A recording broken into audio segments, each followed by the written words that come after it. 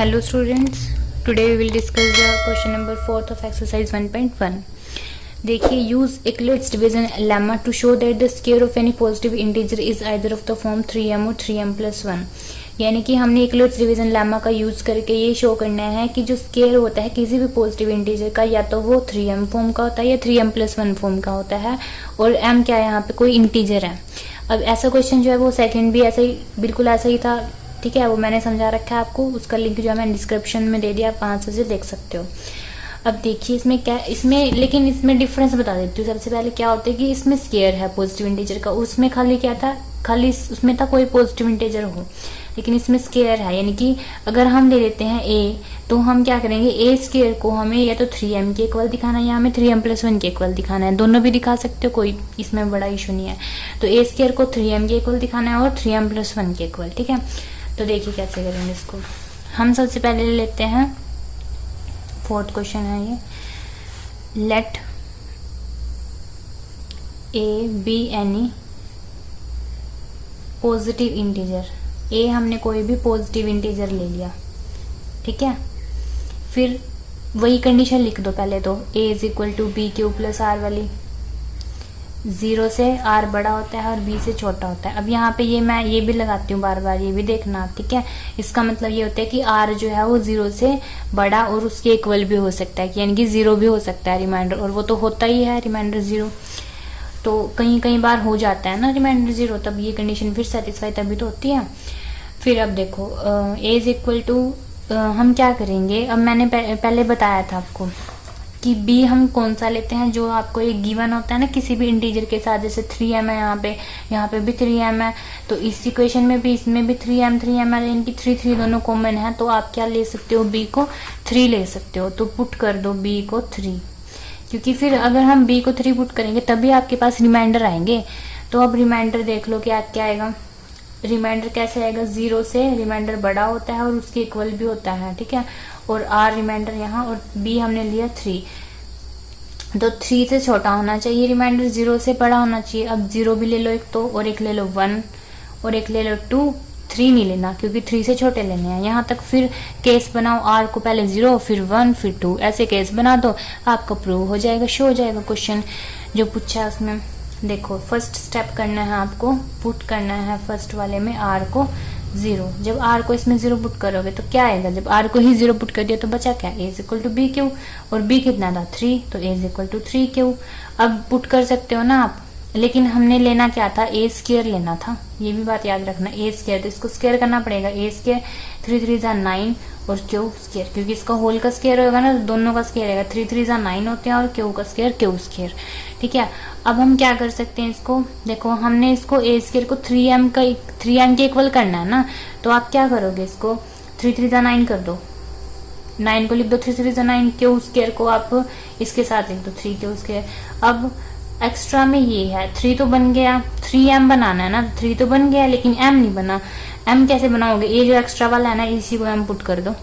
ठीक है, इसी को m पुट कर दो. कैसे लिख दो, यहाँ पे 3 q square is equal to m, और यहाँ पे 3m कर दो तो बन जाएगा 3m. a square is equal to 3m बन गया.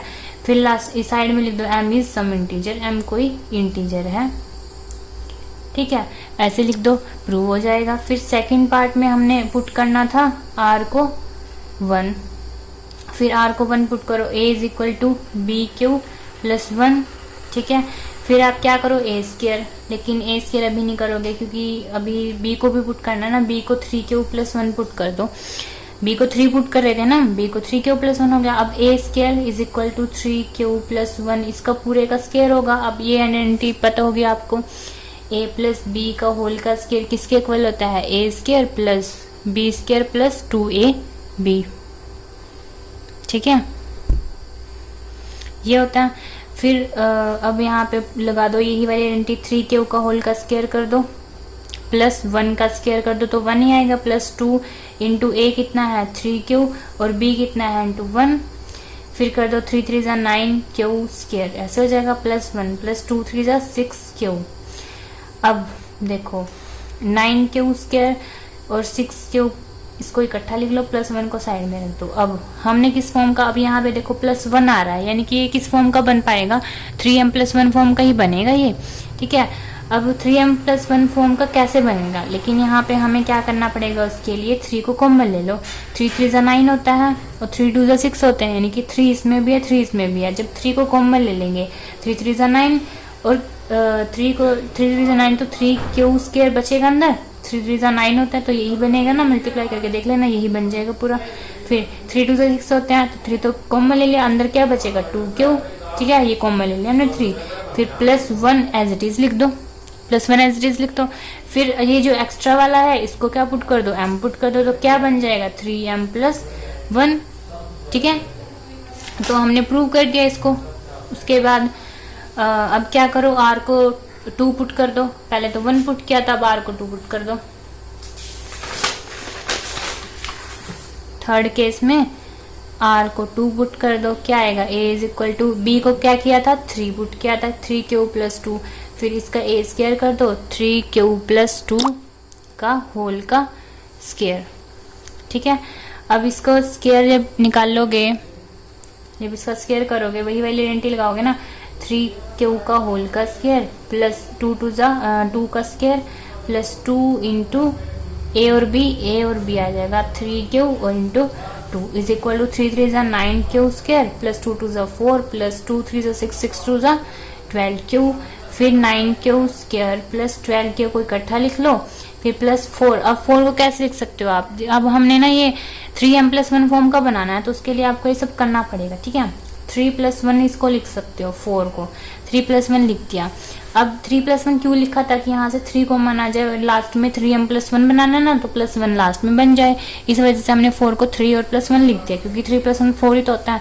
अब यहाँ से इस इक्वेशन इस इतने में से हम 3 को कॉमन ले सकते हैं, जैसे हमने लास्ट में लिया था, 3 को कॉमन ले लिया, यहाँ बचेगा 3q² प्लस 3 4 12 होते हैं, 3 कॉमन ले लिया, अंदर तो 4 बचेगा, 4q 3 4 12 ना, तो देख लो चाहे 3 4 12 तो 12q बन जाएगा ना, इसको मल्टीप्लाई करके। फिर प्लस अब 3 बार कॉमन ले लिया, यहाँ तो 1 ही बचाना, इसके साथ तो कुछ नहीं है, तो यहाँ 1 बचेगा, फिर +1 साइड में लिख दो, यहाँ ब्रैकेट क्लोज कर दो। फिर ये जो एक्स्ट्रा वाला है इसको पुट कर दो m, तो 3m+1 बन जाएगा, यानी कि a² जो है ये चल रहा था ये स्क्वायर के इक्वल, यानी कि हम यहाँ पे लिख सकते हैं yes square of any positive integer, कोई भी हमने पॉजिटिव इंटीजर लिया था उसका हमने स्क्वायर जो है वो is either of the form कि वो या तो इस फॉर्म का हो सकता है, is either of the form 3m और 3m+1। अब देखो यहाँ पे 3m+1 हो गया, यहाँ पे भी 3m+1 हो गया a², फिर यहाँ पे a² 3m हो गया, प्रूव हो गया कि इन तीनों फॉर्म का ये हो सकता है, ठीक है। अगर आपको मेरी ये वीडियो अच्छी लगी हो तो नीचे दिए गए सब्सक्राइब बटन पर क्लिक करें ताकि मेरे हर वीडियो की नोटिफिकेशन सबसे पहले आपको मिले।